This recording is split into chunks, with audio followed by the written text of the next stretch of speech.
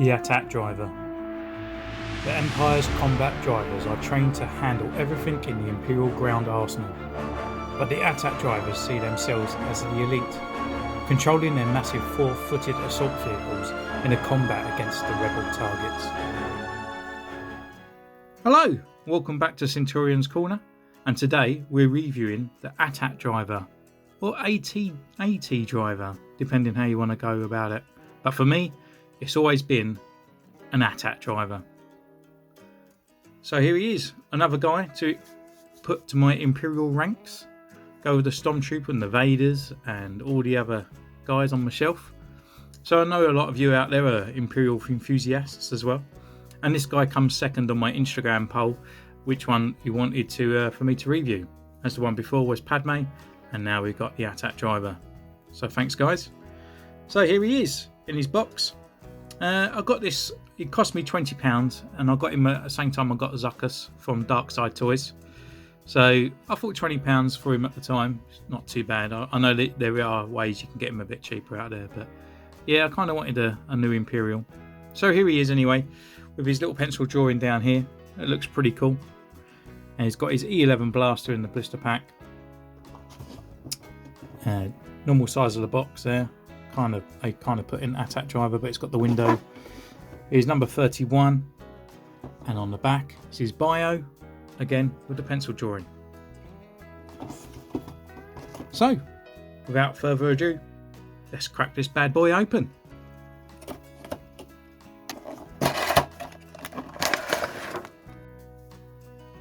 So, here he is in his blister pack, just standing nicely. Comes with obviously no hidden accessories or anything, it just comes with that one E11 blaster. But to be honest, it doesn't even need an E11 blaster because he doesn't have any accessories at all. Unless he come with a giant AT-AT, which would be nice, but I don't think that would be in the box.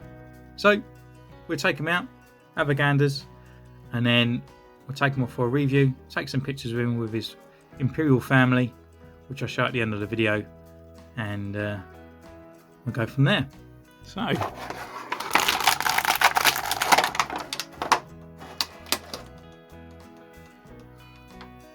here we be. He feels quite robust actually. Feels quite alright. Just feels like a normal, like Black Series obviously figure. But yeah, his detailing all that up here looks really good. I love the shine and the bits on his back. The only thing I did notice when he was in the box that he's got a little bit of paint missing on his glove there, which is unfortunate. But yeah. Anyway, I'll take him away. Go and take a few pictures and have a good look at his articulation. And I'll see you in a mo.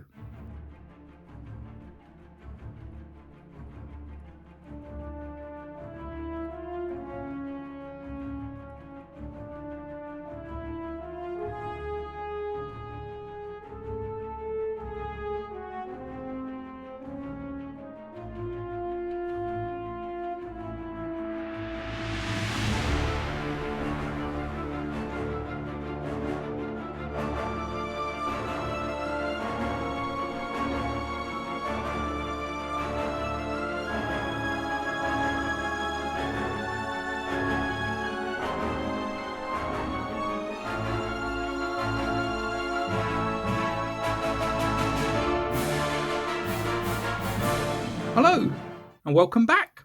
So I think this guy has kind of excelled himself, to be honest. I was just kind of expecting a generic trooper and that's about it, not really passing expectations. But yeah, he is just a standard trooper, but again he just sort of surpassed his expectations with me. So we'll go through and I'll show out the bits that I really think that really stand out with him. But starting off, we've got his E11 blaster, his one accessory, which won't take long. So it's just moulded in black plastic. It's got the silver sort of ammo port kind of joint part there, and yeah, just a normal E11 blaster. So with that, he has his trigger hand on his right hand side, and it fits in quite nicely. Maybe a little bit too loose. So when you start posing them around a little bit, it does kind of sort of feel like it's going to fall out, or sometimes you might find that his trigger finger's not in the guard. But he does have like a left left-hand sort of trigger finger as well, but it's a bit too small for this, so it may be moulded from another person's hand that normally would have like another blaster in there, like maybe like a, you know, like a pistol blaster. But yeah, I mean, he's got nowhere to put his E11. He hasn't got like a holster or anything like that, what the Stormtroopers have. But I suppose he can just chuck it in his AT-AT. So maybe these fingers here are there for pressing buttons. But with that, we'll go over his articulation anyway. So he can look left, or his right, and that way he can look up. Quite good considering he's got all this on him, and he can look down as well. His shoulders are sort of a little bit hindered because he's got his shoulder pads, but they're kind of made of this sort of like very soft vinyl, and they kind of pop, and they sort of pop inside out. I don't know whether that's the feature that was made there for it, but it works. But I highly wouldn't recommend having his arm up on the shelf for, you know, amount of time, because that would sit in that kind of position, and then you'd be having a figure with a warped kind of shoulder. So yeah, he's got rotation at his shoulder. He's got rotation at the elbow, and that goes to about a 90 degrees kind of bend. He's got rotation at the wrists, and this one hinders inwards, and so does the other one, because normally most Black Series they kind of have this one that goes up, which I thought was, you know, I really like that with the Stormtrooper, because you can kind of make him in a sort of like a nice sort of like gun ready pose. But with this, where it's like that, because he's got this big bulky bit here, he can still hold that gun in a two-handed pose. So it's quite nice that his wrist kind of sort of hinges inwards around that part. So yeah, you can still get that nice sort of like a two-hand sort of ready pose. Going down, obviously it's got like a waist rotation. His crunch, obviously, because he's hindered by this sort of armour part, he can't really crunch down, and he can't really crunch back. But he's got a little bit of a wobble there, just to give you that kind of sort of sway. His legs, obviously at the top, they can spread out this far. It's not really hindered by these. It's just that's how far they will go apart. And he can kick forward a good amount, and also you can go back a little bit. He's got upper thigh rotation, and he's got a double jointed knee. Let's just move that up.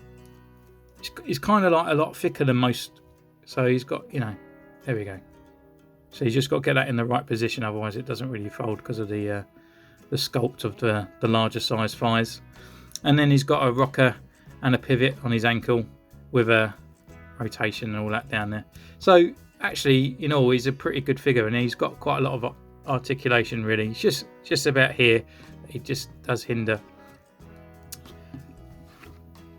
But also going over his sculpt as well, I think they've done it really good. I think the only thing I think, this helmet needs a little bit more sort of definition. I think this needs to sit back a little bit more compared to what it is. It looks a bit flat. Because to me, it always looks like a Stormtrooper helmet with an X-Wing pilot helmet on top. But yeah. But going forward anyway. So he's got his obviously Imperial kind of cogs on his helmet. And then it goes over his sort of like mohawk brow. And then we've got these sort of tube parts here, which is like known as his pressure hose. And then going down, we've got to his sort of like life support system with his suit heat controller, and he's got an energy monitor and his identity chip. I've actually got the encyclopedia next to me, so that's where I'm going through. I was just kind of sort of going to references with it really, but actually looking at the pilot reference picture, this is kind of like an LED screen more than it looks like buttons. But apart from that, everything looks fine. These bits on here just look a bit orange, but who am I to care?